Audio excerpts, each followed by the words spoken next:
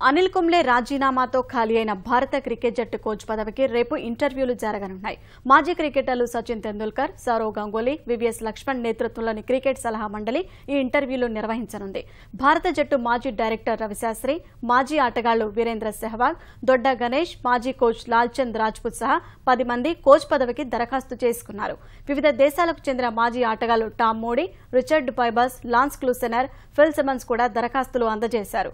వీరిలో రవిశాస్త్రి, సెహ్వాగ్, రాజ్పుత్, మోడీ, పైబస్, సిమన్స్లను మాత్రమే క్రికెట్ సలహా మండలి ఇంటర్వ్యూ చేయనున్నట్లు సమాచారం.